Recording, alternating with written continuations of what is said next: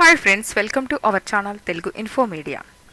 దుష్ట శిక్షణ, ధర్మరక్షణే ఆయన యొక్క ప్రధాన ధ్యేయం. కానీ ఆయన పేరు వింటేనే ఎంతటి వారికైనా భయం కలగక మానదు. మంచి చెడులు అనేవి నిర్ణయించి మనను శిక్షించే అధికారం ఆయనకు ఒక్కడికే ఉంది.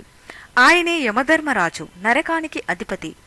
ధర్మాన్ని 4 పాదాల మీద నడిపించడానికి, సృష్టి రహస్యం తెలిసిన వాడిగా మనం చేసే కర్మలకు అనుగుణంగా మనం శిక్షలు అనుభవించాల్సి ఉంటుంది. మరిలాంటి ఎన్నో ఆసక్తికరమైన విషయాలు తెలుసుకునే ముందు క్రింద కనబడే సబ్స్క్రైబ్ బటన్ని క్లిక్ చేస్తే మేం చేసే మరిన్ని ఇంట్రెస్టింగ్ వీడియోస్ మీ ఈమెయిల్లోకి రావడం అనేది జరుగుతుంది.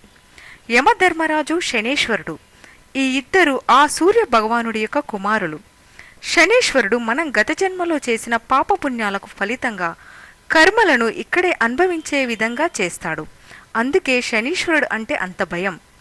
శనీశ్వరుడు చూపు పడితే ఎంతటి వారైనా వారి కర్మ ఫలితం అనేది అనుభవించక తప్పదు. దీనికి సంబంధించి ఒక పురాణ గాథ కూడా ఉంది. పార్వతీదేవి వినాయకుడిని మలిచి ప్రాణం పోశాక ఆ బాలుడిని దేవగణాలు చూడడానికి తరలి వస్తాయి. అప్పుడు శనీశ్వరుడు కూడా రావడం అనేది జరుగుతుంది. కానీ శనీశ్వరుడు ఆ బాల వినాయకుడిని నేరుగా చూడకుండా వక్రచూపుతో చూడడం అనేది జరుగుతుంది. అప్పుడు పార్వతీదేవి శనీశ్వరుడిని, ఏమి కాదు, నువ్వు కూడా ఆ బాల వినాయకుడిని చూడవచ్చు అంటుంది. అప్పుడు శనీశ్వరుడు ఆ బాల వినాయకుడిని నేరుగా చూస్తాడు. తర్వాత ఆ వినాయకుడికి శని దృష్టి తగలడంతో ఆ బాలుని పరమశివుడు వధించడమనే కథనం మనకు తెలిసింది. దీన్ని బట్టి ఎంతటి వారైనా శని దృష్టి తగిలితే వారు వారి యొక్క కర్మఫలాన్ని అనుభవించక తప్పదు. ఎంతో శ్రమ పడితే గాని ఫలితం అనేది దక్కదు. ఇక విషయానికి వస్తే, యమధర్మరాజుకి శనితో పాటు వైవస్వతుడు, యమున, తపతి అనే సోదరిమణులు కూడా ఉన్నారు. యముడు మంచివారికి దేవుడి రూపంలో, చెడ్డవారికి, పాపాలు చేసిన వారికి భయంకరంగా క్రూరమైన రూపంలో కనిపిస్తాడట. యముని పాశము కాలపాశమని పిలుస్తారు. యముడు దక్షిణ దిక్కుకి అధిపతి. అందుకే నిద్రించేటప్పుడు దక్షిణానికి కాళ్ళు చాపి పడుకోరాదని అంటారు. యముడి చెంత ఏ విధమైన పక్షపాతానికి, అధర్మానికి స్థానం ఉండదు. పాపులను యముడు భయంకర రూపంతో, మెరుపులు చిమ్మే నాలుకతో, నిక్కబొడుచుకున్న వెంట్రుకలతో, చేతిలో యమపాశంతో అతి క్రూరమైన రూపంలో కనిపిస్తాడట. భూలోకంలో మొట్టమొదట మరణాన్ని పొంది పరలోకానికి వెళ్ళినవాడు యముడు. యముడు ధర్మం తప్పనివాడు. కాని ఒకసారి ఆయన ఒక ఋషి కోపానికి గురి కాబడి ఆయన మానవ రూపంలో విదురుడిగా జన్మిస్తాడు. దానికి సంబంధించి ఒక పురాణ గాథ ఉంది. ఒకానొకప్పుడు మాండ్యవుడు అనే మహర్షి తపస్సులో ఉండగా కొందరు దొంగలు ఆయన ఆశ్రమంలో వారు దోచుకున్న సొమ్ముని అక్కడ పెట్టడం జరుగుతుంది. రాజభటులు దొంగలను వెతుకుతూ వచ్చి మాండ్యముని ప్రశ్నించగా ధ్యానంలో ఉండి పలకకపోవడంతో వారు ఆశ్రమంలో వెతికితే నగలు, సొమ్ము అనేవి దొరకడంతో ఆయనను రాజు వద్దకు తీసుకువెళ్లి శూలానికి గుచ్చి శిక్షించడం అనేది జరుగుతుంది. అయినా స్వామివారికి ఎలాంటి బాధ గాని, మరణం గాని సంభవించకపోవడంతో ఆ మహారాజు తన తప్పుని తెలుసుకొని క్షమించమని అడుగుతాడు. అప్పుడు ఆ మాండ్య మహాముని యముడికి తనకు అంత ఘోరమైన శిక్షను ఎందుకు విధించావని అడగగా, అప్పుడు యమధర్మరాజు, నువ్వు పసితనంలో ఉన్నప్పుడు పక్షులను, తుమ్మెదలను హింసించావు. అందుకే చిన్న పాపం చేసిన పెద్ద శిక్ష అనేది అనుభవించాల్సి ఉంటుంది. అనగా, పసితనంలో నేను తెలియక చేసిన తప్పుకి ఇంత పెద్ద శిక్ష వేస్తావా? నువ్వు మానవ రూపంలో మానవుడిగా జన్మించు అని శపిస్తాడట.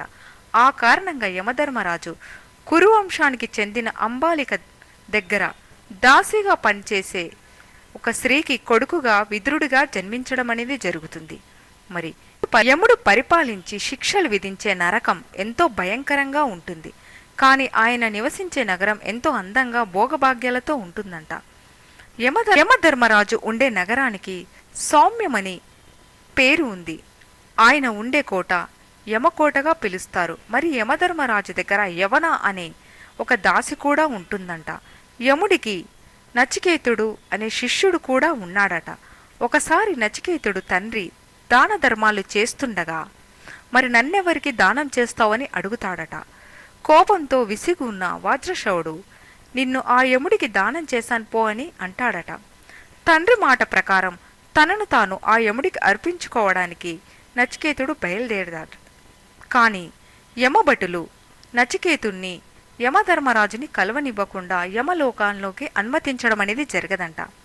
అప్పుడు కొద్ది రోజుల తర్వాత యమధర్మరాజు నచికేతుణ్ణి నువ్వెవరు అని ప్రశ్నించగా అప్పుడు విషయమంతా వివరిస్తాడట. అప్పుడు యమధర్మరాజు ఆయుష్ తీరకముందే నిన్ను యమలోకానికి తీసుకురావడం కుదరదు అని చెప్పడం జరుగుతుందట. అప్పుడు నచికేతుడు మరణించిన తర్వాత ఏం జరుగుతుంది, మనిషి చనిపోయాక అసలు ఏమవుతుంది అని అడుగుతాడట. నువ్వు చిన్న పిల్లాడివి, నీకు అర్థం కావు. జనన మరణాల చక్రం అనేది జ్ఞానులకే అంతుచిక్కని రహస్యం. కాని నచికేతుడు పట్టుబట్టి ఆయుష్ తీరకముందే నిన్ను స్వీకరించడం కుదరదు అంటాడు యముడు. అప్పుడు నచికేతుడు మనిషి చనిపోయాక ఏం అవుతాడు అని అడుగుతాడు. నువ్వు చిన్న పిల్లాడివి, నీకివన్నీ అర్థం కావు. జనన మరణాల చక్రం అనేది జ్ఞానులకే అంతుచిక్కని రహస్యం అంటాడు. కాని నచికేతుడు పట్టుబట్టడంతో ఆత్మతత్వాన్ని తెలుపుతాడు.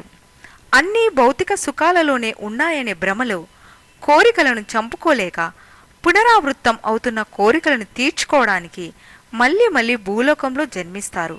నిజానికి ఈ లోకంలో శాశ్వతమైన పరమాత్మ ఒక్కడే. మరి అశాశ్వతమైన వాటిని ఎలా పొందగలమని చెప్తాడు. యముడికి వాహనం కూడా మరొకటి ఉండడం అనేది ఉంటుంది. యముడి ఆస్థానంలో చిత్రగుప్తుడు గురించి అనేక కథలలో సినిమాలలో మనం చూసే ఉన్నాం. మరి చిత్రగుప్తుడితో పాటు యముడి యొక్క ఆస్థానంలో మరో ఇద్దరు వారికి సహాయకులుగా కూడా ఉంటారట. యముడి ద్వారం దగ్గర 2 కుక్కలు ఉంటాయంట. వాటికి 4 కళ్ళు అనేవి ఉండి ఆత్మలు అనేవి పక్కదారి తప్పకుండా కాపల కాస్తూ ఉంటాయట. మరి ఈ కుక్కలను ఇంద్రుడు యముడికి బహుమానంగా ఇవ్వడం అనేది జరుగుతుందంట. యమధర్మరాజు గురించి మన హిందువులే కాకుండా ఇతర దేశాల్లోని వారు కూడా గట్టిగా విశ్వసిస్తారు. అందుకు ఉదాహరణగా థాయిలాండ్లోని హెల్ పార్క్ అనేది ప్రత్యక్ష సాక్ష్యం.